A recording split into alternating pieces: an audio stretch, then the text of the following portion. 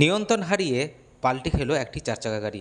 আজ সোমবার ৩রা জুন আনুমানিক রাত্রি 8:30 থেকে 9টা নাগাদ একটি চারচাকা গাড়ি নিয়ন্ত্রণ হারিয়ে পাল্টি খায় বীরভূমের রামপুরহাট থানার অন্তর্ভুক্ত রামরামপুর থেকে আখিরা যাওয়ার মাঝে।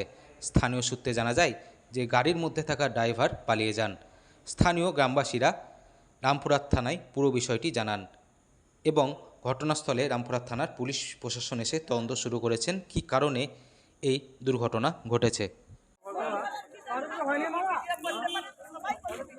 কি মদ খেয়েছিল?